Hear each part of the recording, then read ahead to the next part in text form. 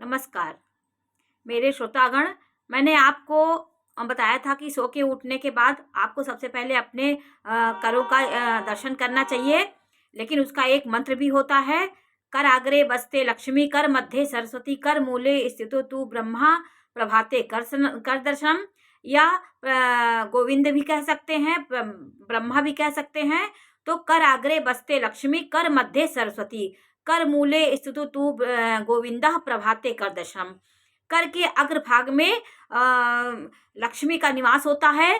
कर आग्रे बसते लक्ष्मी, कर मध्य भाग में सरस्वती का स्थान होता है, और जो मणिबंध का स्थान होता है इसमें हमारी ब्रह्मा का निवास होता है, परमानंद परमेश्वर का निवास होता है। इसलिए हम अपने करों का दर्शन करते हैं और उसके बाद हमारे सारे ग्रह इसमें होते हैं। जो हमें जीवन में हम ज्योतिष से संबंध जो रखते हैं उन व्यक्तियों को पता होगा कि हमारे हाथों में सारे ग्रह निवास करते हैं। तो देखिए, मैं आज आपको इसकी भी जानकारी दे रही हूँ कि देखिए हमारे ये हाथ होता है। क्यों हाथ का दर्शन करने के लिए कहा जाता है? क्योंकि हाथ हमारा पूर्ण ब्रह्मांड इसमें छिपा हुआ है, हाथ में, हमारे पिंड में। क्योंकि हम इससे अनभिज्ञ हैं। हम जो वासनाओं से और मन के वेग से चलते हैं, हम अपने सूक्ष्म विश्लेषण करेंगे तो हमारे शरीर में सारे ब्रह्मांड का निवास है। क्योंकि हम जब इड़ा पिंगला सुषुम्ना नाड़ी जागृत कर लेते हैं, सुषुम्ना नाड़ी, तो हम ब्रह्मांड का दर्शन करते हैं। तो हमारी ज्ञानेंद्रियां जितनी ऊपर होंगी उतनी हम उस परम सत्ता से मिल करके हमारा जीवन आनंदमय होगा। तो देखिए, हाथ में देखिए, ये हाथ होता है। इस हाथ में भी उसी तरह ग्रह होंगे, इसी हाथ में भी उसी तरह ग्रह होंगे। तो दोनों को जब हम स्पर्श करते हैं, नमस्कार करते हैं, तो हमारे दोनों सब ग्रहों का सामंजस्य होता है, संतुलन बैठ जाता है। तो नमस्कार करने का एक वैज्ञानिक महत्व होता है और चरण स्पर्श करने का भी एक महत्व होता है। जब हम चरण स्पर्श करते हैं तो सीधे एक रेंज होती, ऊर्जा होती, वो सीधे हमको स्पर्श करती है, जो हमें आशीर्वाद देता है। तो वो हमारे जीवन को सुखमय बनाता है। तो देखिए, आपको मैं बता दूं कि देखिए, ये आपका हाथ है। ये तो मैं आपको सिर्फ ये बता रही हूँ कि ये देखिए रेखाएं जो आपको दिखती हैं दूर से साफ साफ, ये हृदय रेखा है, ये मस्तिष्क रेखा होती है, ये जीवन रेखा होती है, और यहाँ से सीधी एक जाती है रेखा, वो भाग्य रेखा होती है। तो भाग्य रेखा ये सबसे महत्वपूर्ण होती है, जो मणिबंध से जाकर के आपके शनि क्षेत्र में रुकती है। और उसके बाद भी आपके कभी इस मध्य भाग से जीवन रेखा जाती है, कभी शनि के पर्वत से जाती, कभी आपके इस रेखा को छू करके, जीवन रेखा को छू के जाती है। ये सबका अलग अलग फल होता है। ये रेखा सर्वोत्तम होती है, आप जन्म से ही भाग्यमान होते हैं। और कुछ रेखाएं ऐसी होती हैं जिसको हम अपनी मेहनत से, अपने कर्म से भाग्य जागृत करते हैं। तो ये बातें हुई। और देखिए, सबसे पहला देखिए, ये जो पहली उंगली होती है, यहाँ पे ये पर्वत जो होता है, ये बृहस्पति का पर्वत होता है। इसको हम बृहस्पति की उंगली बोलते हैं। ये इसको तर्जनी भी बोलते हैं। और ये मध्यमा उंगली होती है, इसके नीचे का जो ये भाग होता है, ये शनि पर्वत होता है, इसको मध्यमा उंगली बोलते हैं। ये शनि की उंगली होती है। जो शनि के रत्न आदि पहनने के लिए कहते हैं, गोमेद वगैरह, शनि के रत्न, नीलम, उसको इसी उंगली में धारण करना चाहिए। और ये उंगली में बृहस्पति की उंगली है, बृहस्पति से संबंधित जो रत्न और धातु होते हैं इसमें पहनने के लिए कहा जाता है।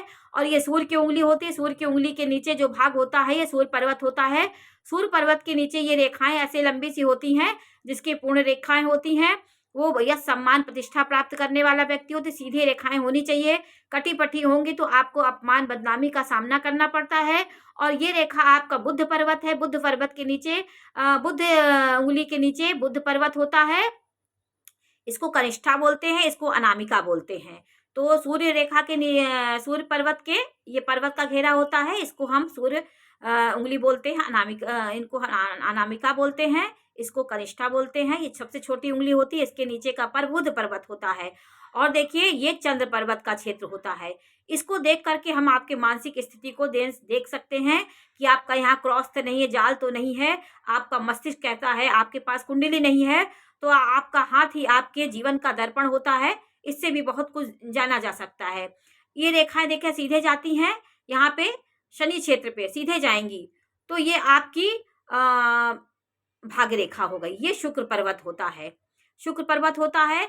और अंगूठा जो है, ये आपके, ये मास्टर फिंगर होता है, सबका ये संतुलन बनाता है, सबके साथ ये सहयोग करता है, इसलिए इसका बहुत महत्व होता है। अंगूठा की बनावट से भी आपके भविष्य का पता चलता है।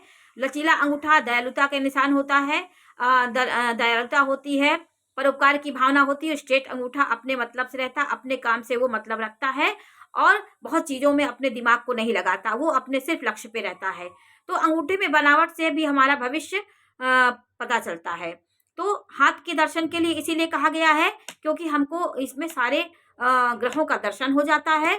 फिर आप धरती माता का चरण स्पर्श करें और चरण स्पर्श करके समुद्र वसने देवी पर्वत स्थल मंडले विष्णु पत्नी नमस्तुभ्यम पाद स्पर्श क्षमस्व में ये कह के आप धरती को स्पर्श करके अपने दिनचर्या को प्रारंभ करें। और तो ये बातें हुई। और फिर ये भगवान जो पंच कन्याएं होती हैं उनको भी आप स्मरण करें।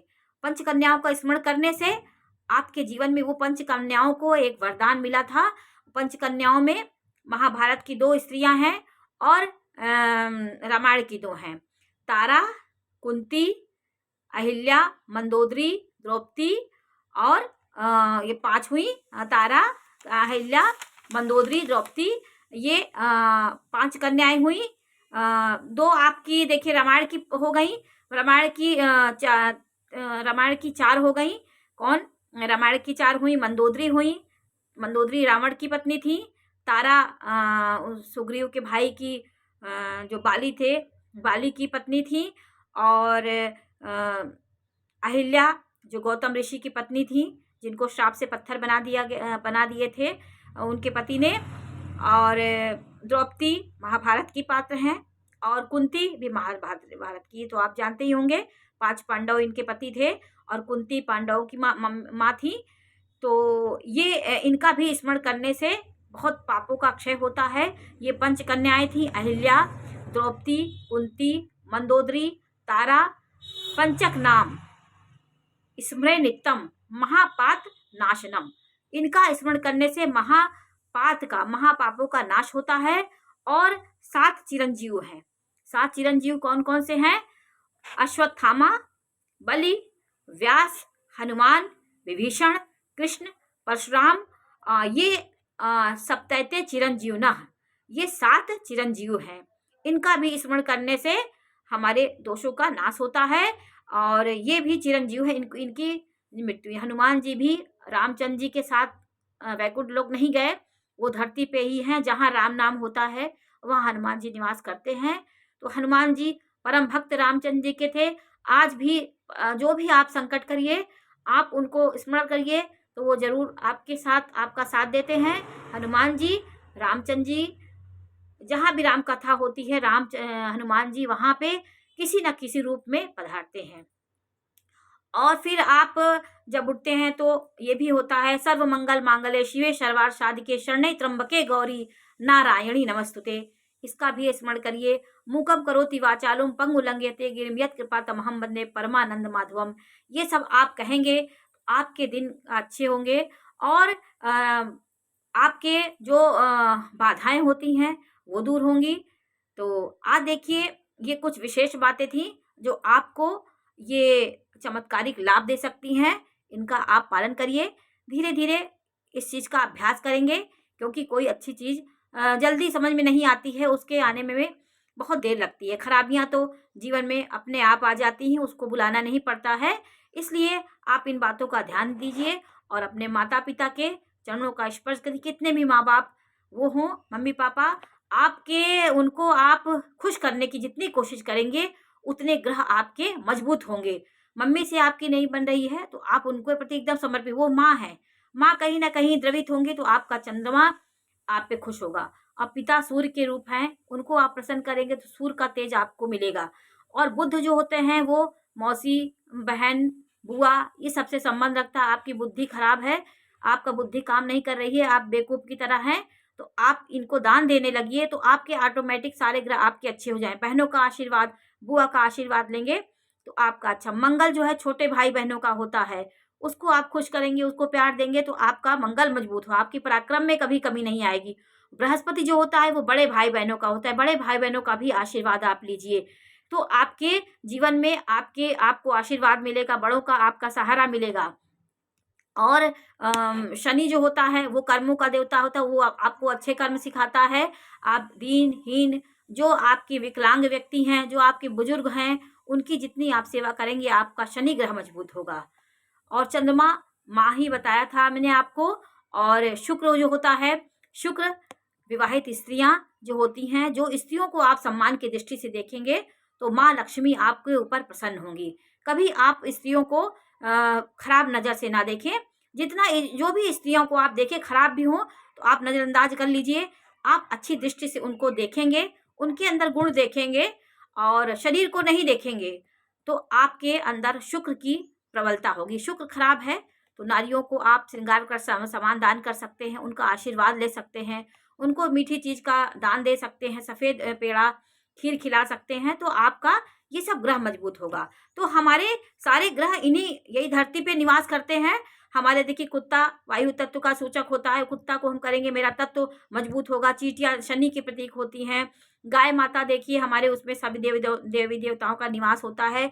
पक्षी हमारे जब हमारा राहु खराब होता है तो हम पक्षियों को ढूंढें। जब मेरा राहु की दशा खराब चल रही है, राहु हमारा उत्पात मचा रहा हो, जीवन में भ्रमित कर रहा हो, तो आप जितना हो सके 4 प्रकार 5 प्रकार का 7 प्रकार का अनाज लेकर के आप कबूतरों को छत पे डालें। और कहीं भी हो जीव जंतु पक्षी तो उनको आप डालें। उनको दाना पानी खिलाने से आपके राहु दोष से आपको मुक्ति होती है। तो हमको ब्रह्मांड में नहीं जाना होगा। ब्रह्मांड के ही लोग हमारे धरती पे ग्रहों के रूप में हमारे आस-पास निवास करते हैं। हमें उन्हें देखना होगा। हमारे जो वृक्ष हैं, जैसे शमी वृक्ष है, ये साक्षात शमी एक ऋषि थे। ये वृक्ष के रूप में हो गए। तुलसी माता वृंदा थी, आपको पता है, ये पतिव्रता की साक्षात देवी हैं। तो ये आज साक्षात तुलसी माँ हमारे घर में निवास करती हैं। तुलसी माँ के बढ़ने से, तुलसी माँ के खिलने से हम अपने घर के सुख समृद्धि को देख सकते हैं। अगर हमारी तुलसी माँ लहला रही हैं, उसमें मंजरी आ रही है, खुश हैं, देखने में ही लगता है पत्तियां बड़ी बड़ी हो रही हैं, आवश्यकता से अधिक आपका पेड़ बड़ा हो रहा है, तो आप सोचिए, आप समझ लीजिए कि हमारे यहाँ कोई अच्छा संकेत आने वाला होता है। शमी वृक्ष में भी उसी तरह है। आपके यहाँ जब दुर्घटना समस्याएं आने की होती है तो शमी वृक्ष सूख जाता है, तो आपके दोषों को दूर करके ले जाता है। फिर आप शमी का पेड़ लगाइए। शमी है, आंवला है, आपका अशोक का पेड़ है, आप ये तुलसा का पेड़, ये सब आपके लिए बहुत पुण्यदायी वृक्ष होते हैं। और केले का पेड़ को सामने नहीं लगाना चाहिए। बहुत बड़ा पेड़ केले के घर के सामने नहीं होना चाहिए। केला रहे अकेला, जो कहा गया है, केला को कभी नहीं लगाना चाहिए सामने। उसको आप छत के पीछे के साइड लगा लीजिए, वहाँ पूजा पाठ करिए उससे, लेकिन आगे मत लगाइए। आगे आप बेल का पेड़ लगा सकते हैं। कांटेदार है, फिर भी उसमें अंदर एक बहुत बड़ी शक्ति होती है। तो ये सब चीज़ें आपको जीवन में बहुत शुभ परिणाम देगी। आज मैंने आपको थोड़ी सी इसकी जानकारी दी। नमस्कार।